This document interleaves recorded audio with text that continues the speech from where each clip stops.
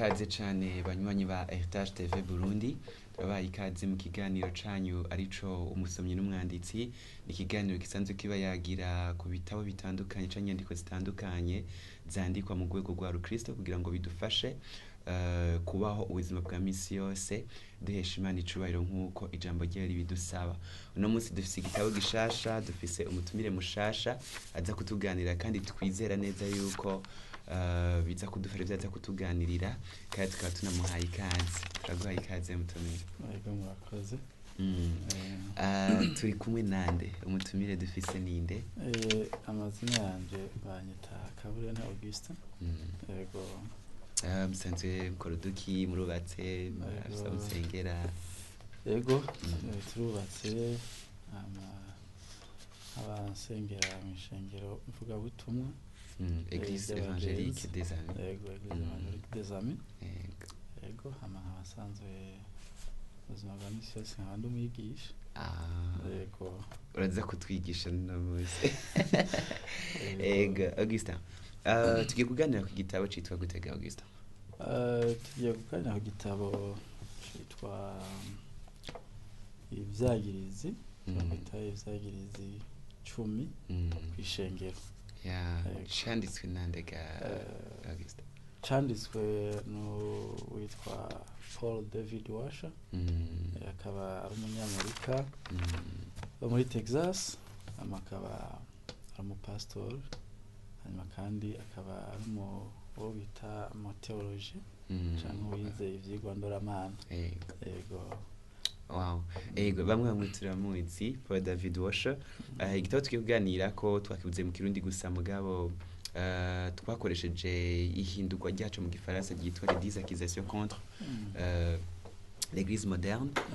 Byavuye mu nyigisho canke amasermo yise The 10 indictments against the modern church.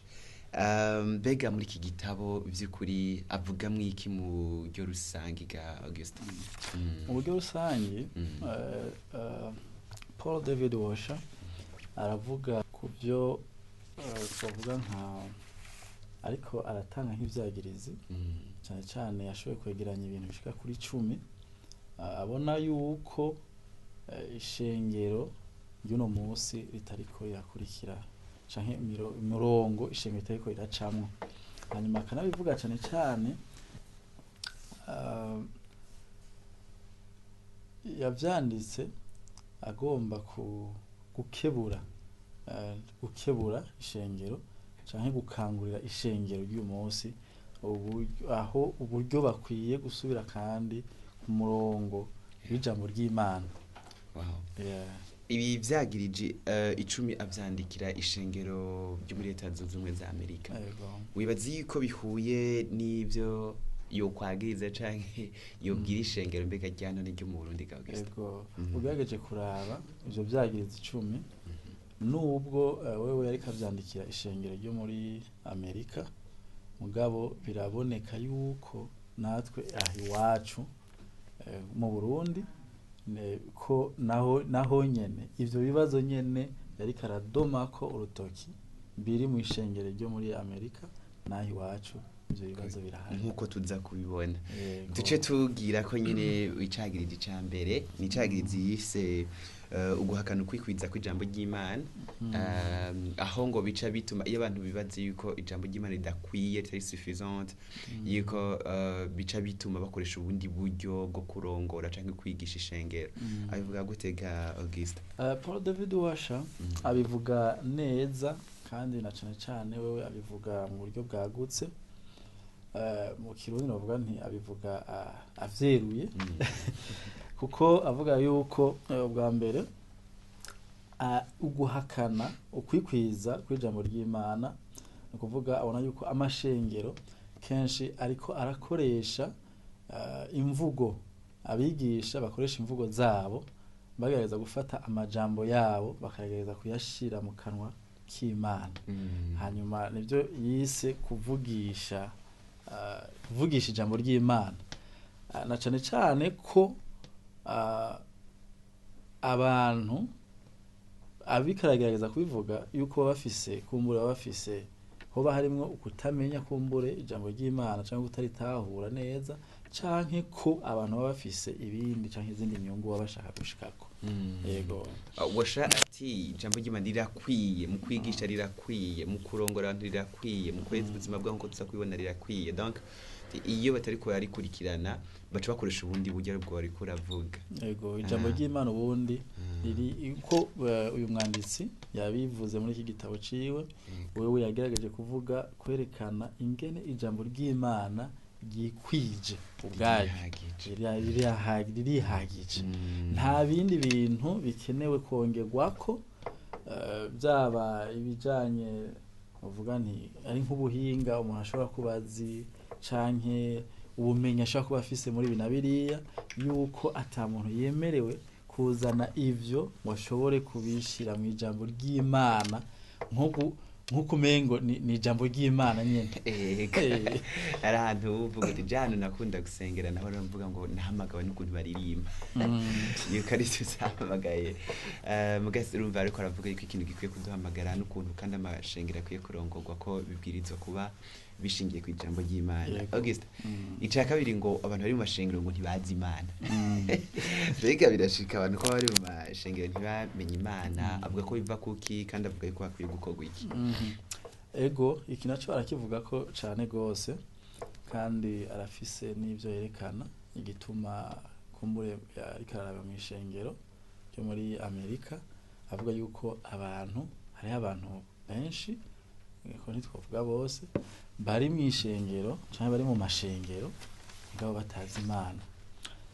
Hanyuma ico avuga ico bishobora kuba bivako ahanini nuko avuga ko mashengero kenshi mu nyigisho batanga ntibigisha Imana, mbega Imana ni iki, ari naho yahavuye ahimiriza abigisha, abarongozi, umuntu wese azi yuko afise ico gikorwa cyo kwigisha abantu bo mu ishengero ibijanye no kumenya Imana, yuko bakwiye kubigisha Imana ubwa mbere kugira ngo abantu bashobore kumenya Imana, kuko urumva yuko mu ishinga avuga ko bizera Imana, urumva yuko muri ico gihe kabara kaga mu gihe abantu bashobora kuvuga yuko bizera Imana kandi batayizi.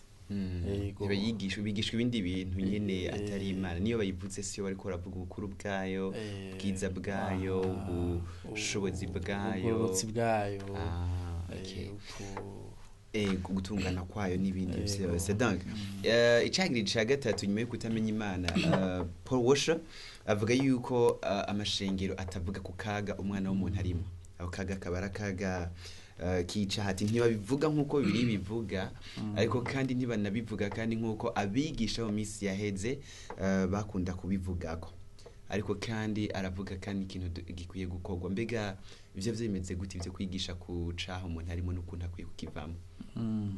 Yego cyane.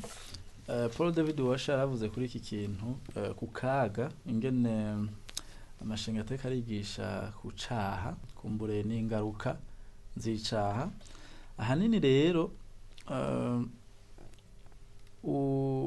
yararavuze cyane ko ku bisanzwe ugiye kuraba umuntu ubundi umwana w'umuntu ni umunyavyaha. Hanyuma yarashoboye no kwishimikiza cyane ku gitabo Bucete Paul yandikiye abaromani, ariko arabereka yuko abantu bose atanumwe yashoboye kugororokera Imana. Aranavuga yuko ni nayo mpamvu rero muri ico gihe nimba bimeze gutyo nta muntu n'umwe yarakwiye kubica hejuru, nakaga gakomeye, nakaga kwigusubirwamwo, nakamenya ububi bwiwe, umuntu akamenya ububi bwiwe na cane cane abweretswe n'iki n'ijambo ry'Imana. Muri ico gihe rero mu gihe umuntu yigishijwe neza icaha avyeretswe n'ijambo ry'Imana, aratahura neza ako kaga arimo.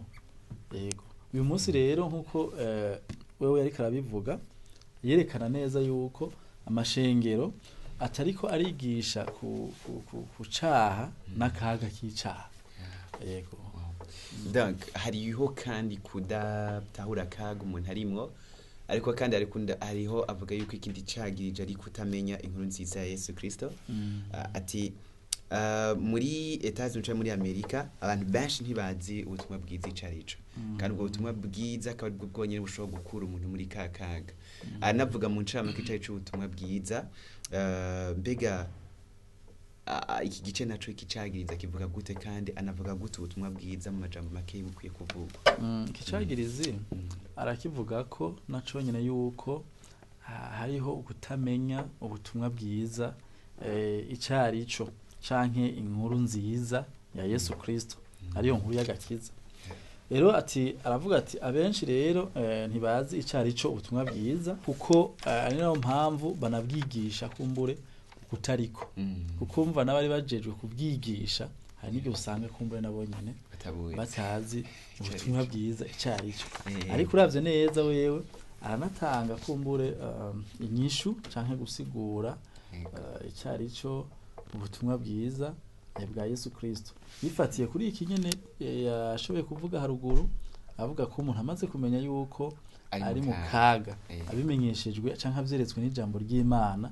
No kuvuga yuko Bibiliya ntigarukira ngaho gusa mu kwerekana akaga, aravuga yuko ahubwo Bibiliya ica yerekana inyishu. Inyishu nayo ni ubutumwa bwiza, ubutumwa bwiza rero bwa Yesu Kristo.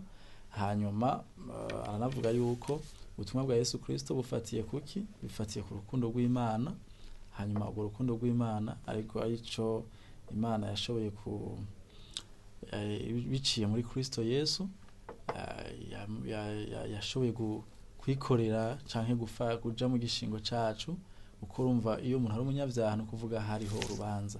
Hanyuma Kristo nawe aja muri ico mu gishingo cacu, aciga urubanza n'Imana kugira ngo dushobore gukira ako kaga, kugira dushobore gukira ako kaga. Ubundi ubutumwa bwiza bufatiye ngaho, nuko Bibiliya itwereka akaga umuntu aba arimwo, hanyuma igashitwereka kandi n'inyishu.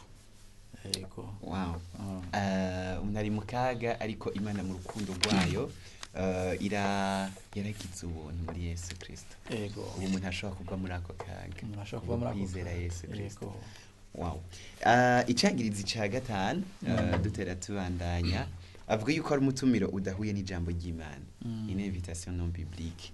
Ahubwo abantu bahamagara abantu bakababwira yuko baze gukizwa, bagatako ngo bakabemeza yuko bakijijwe.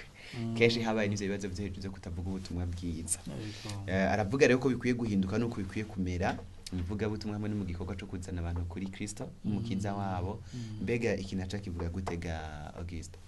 Ego niki naco ntiyagiye kure y'ivyo yari karavuga, kuko yavuga ati gutumira abantu kuza kuri Kristo Yesu iyo vyabaye ukutariko, mu yandi majambo abo bantu nubwo baba baje mu ishengero ntibaba ari abana b'Imana, kuko urumva yuko baba batumiwe mu buryo butaribwo. Rero avuga ati rero umutumiro rero kenshi nuko amashengero ariko aratumira abantu ababwira yuko Imana ibakunda kandi bafitiye umugambi mwiza. Ariko rero ivyo ntibiba bihagije kugira ngo umuntu ashobore kuza kuri Kristo Yesu yatahuye neza bwa butumwa bwiza, ya nkuru nziza. Hanyuma rero inyishu atanga avuga yuko ubundi umuntu akwiye guhabwa umutumiro ari uko yigishijwe ibi byose, yigishijwe icaha, hanyuma agaca yigishwa n'agakiza. Muri ico gihe rero iyo umuntu ashobora kuba yabitahuye, urashobora kumutumirira kumva yuko yo kwizera Kristo, kubera ko mu yandi majambo aba yamaze gutahura Imana, akatahura ubukuru bwayo, agatahura ukwera kwayo, agatahura ukugororoka kwayo, donc akamenya Imana ukwiri, apana yuko ayimenya agace. No kuvuga no muri ico gihe niyo atumiwe arumva ico aza nk'uhungira kuri iyo Mana. Imana yakoze kwicaha mukanyiriko yamuhamagara kugira ngo imukize, kandi ivyo vyizigiro biziba nyine afise. Yego. Umva nta bindi vyizigiro bakifise, kandi muri ico gihe acabona yuko ari guhungira ku Mana. Wow.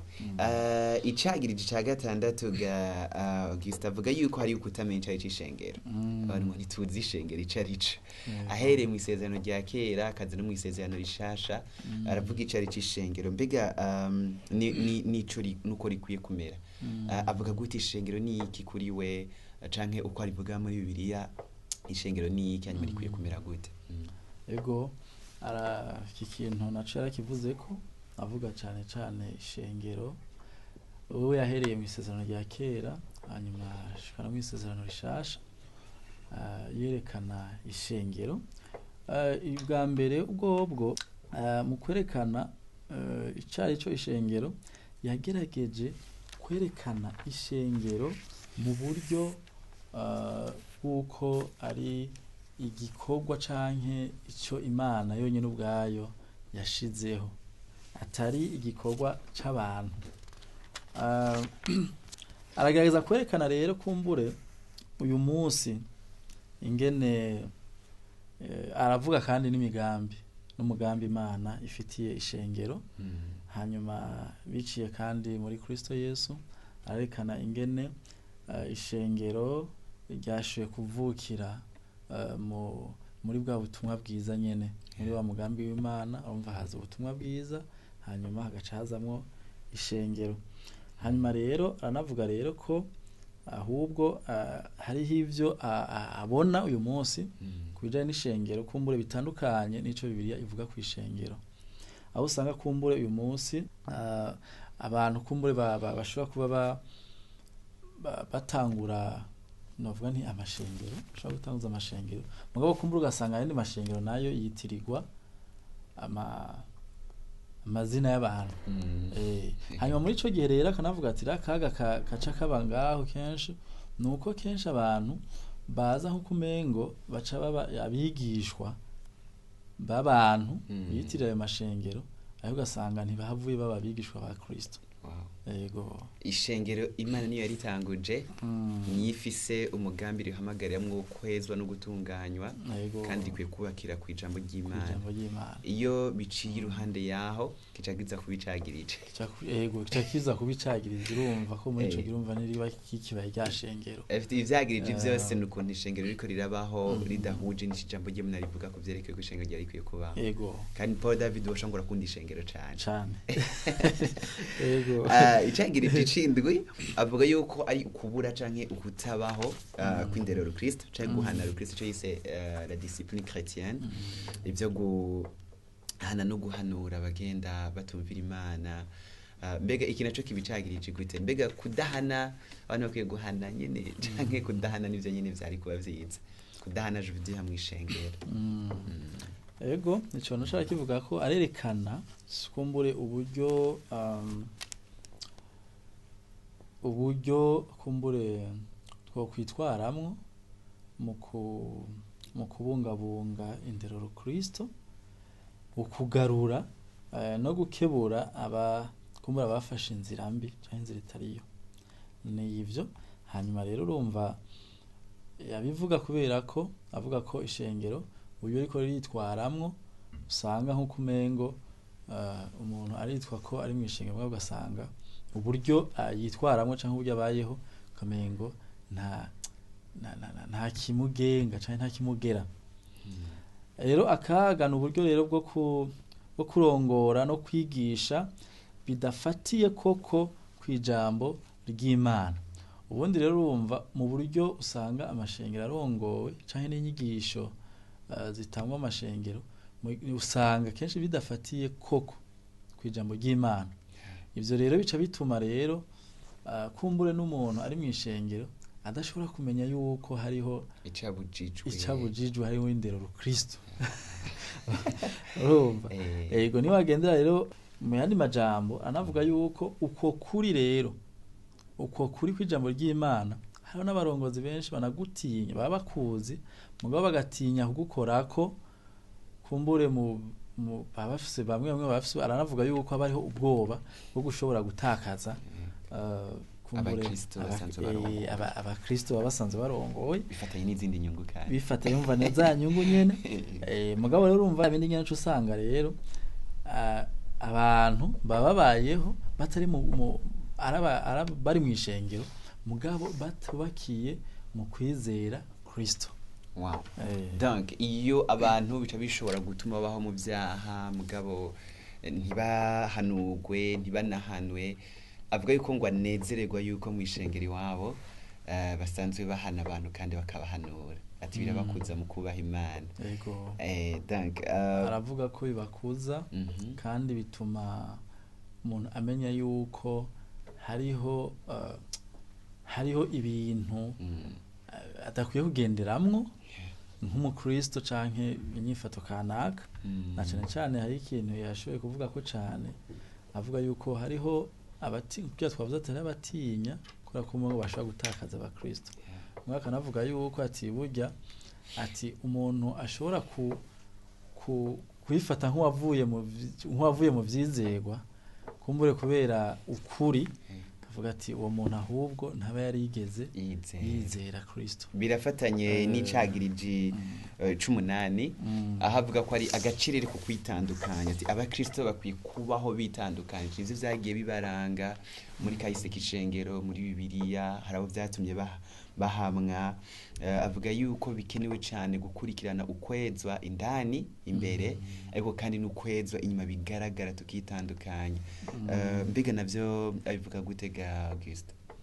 Yego, arabivuga ko aravuga yuko bwa mbere anavuga yuko atahuriro rihari hagati y'umuco n'umwijima. Ati rero umva iyo umuntu ari umukristo abagendera mu muco.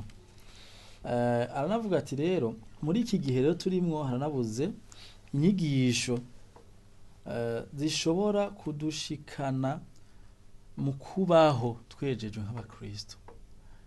Ati rero izo nyigisho kuba atazihari rero biratuma na bamwe bitwa ko ari abakristo badashobora kubaho mu buzima bwejejwe, kubera ko ubundi ijambo ry'Imana niryo ryonyene rishobora, niko abivuga yuko rishobora kugira hane gutuma abantu babaho mu buryo nyene bejejwe. Rero iyo umuntu akijijwe, arabana yavuga ati iyo umuntu akijijwe rero ntibigarukira ngaho gusa ku kwizera, ariko abandanya akura mu buryo bw'impwemu.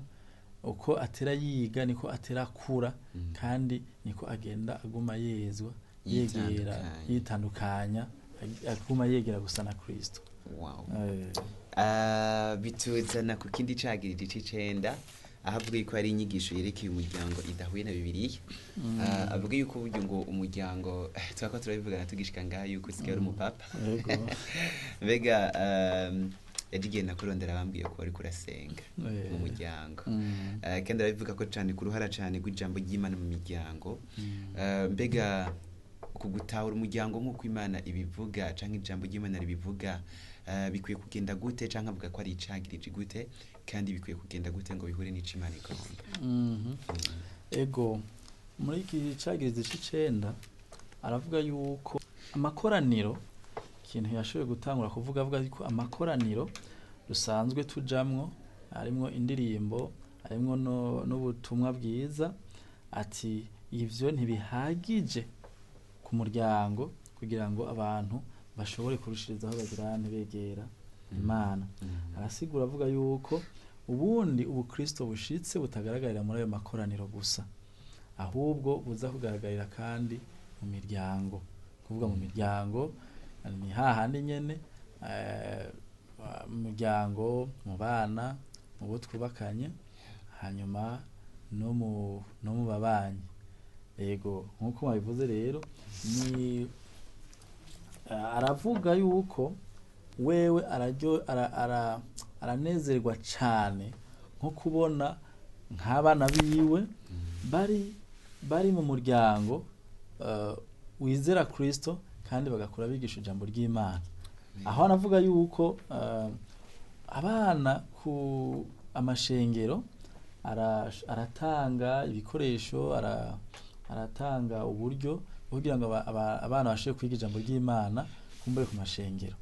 Ariko aranavuga yuko hari ikintu ishengero ry'Imana ridaha agaciro, no kuvuga mu gutegura inyigisho zo kwigisha abavyeyi b'abana kugira ngo bashobore kugira ubumenyi ingene bashobora kwigisha abana babo mu miryango ntibarindire gusa ko ari ishengero gusa rifasha abana babo, ahubwo bukaba ubuzima bwa misi yose. Ego nibaze ko iryo sengesho ryacu twese ngira ku bana n'imiryango yacu. Ego aragiriza ku kintu yita ngo ni ifunguro y'ijambo ry'Imana idakwiye kubungera, arangiriza ku kamba yagumye atera kamba pastor n'ivyo, ariko kandi n'umukristo nibaza ko yumva mu ngahantu. Arangiza avuga yuko hakenewe abakozi b'Imana babana n'Imana vy'ukuri, abakozi b'Imana bafata umwanya bagasenga, abakozi b'Imana bafata umwanya bakiga ijambo ry'Imana, kandi abakozi b'Imana bafata n'umwanya wo kwitandukanya kuko turabivuga kugira ngo bashobore gufasha abandi nabo bamaze kubana n'Imana. Mbega abakozi b'Imana bacu ga Augustin y'abakozi b'Imana tabana n'Imana nyine baza kutwigisha nyine ubuzima bwabo butakuranywa n'Imana. Hanyuma mbega umuti nuwuhe twisunze amajambo ya Paul David Washer? Ego tutagiye kure ibyo biragaragara cyane kuko aho tubibonera ni mu gihe usanga abakozi b'Imana canke reka tuvuge abapastori usanga mu kwigisha canke mu nyigisho zabo ugasanga kumbura ko bavuga ubuzima bwabo gusa, ugasanga ntibifatiye ku ijambo ry'Imana. Birerekana kumbure urugezo mu pastor canke umwungere abana n'Imana. Rero umwanditsi wacu mu gitabo ciwe c'ivyagirizi muri iki cagirizi c'10 yafatiye cyane cyane ku byo Paulo yandikiye Timoteyo mu cete ca kabiri mu gice ca kabiri ku murongo wa 15. Hanyuma yariko aramwereka cyane cyane uburanga bw'umwungere, uburanga bw'umwungere mbega akwiye kuba ameze gute. Ugiye kubisoma ngaho urabona ivyo Paulo yari karabwira Timoteyo. Hanyuma aranavuga impamvu abungere bakwiye kuba bizera amajambo yo kwizegwa kugira ngo bagaburire ishengero imfunguro nzima zikwiye. Urumva ni kuvuga yuko abungere rero bahamagarirwa cyane kwegera Imana kugira ngo bikunde bashobore kugira ivyizegwa bizima, kuko na cyane cyane bafise uruhara runini ya cyane nabo go gufasha abandi kugira ngo bashobore nabo kuba abizera ubukuri. Ego ntushobora gutahura neza rero inyigisho mu gihe nawe utazikurikirana ubwawe hazuzi nturizibaho kandi ntikurazibamwo ntikuraziraziga, biragoye kugira ngo nawe ushobore kuzitahura. Auguste desigaje umunota umwe twavuze ivyagirije 10 Paul David Washer yagize ishengero rya none. Umurundi ariko aradukurikira, umupastor ariko aradukurikira akwiye gusigarana iki muri ibintu mu masegonda dasigaranye?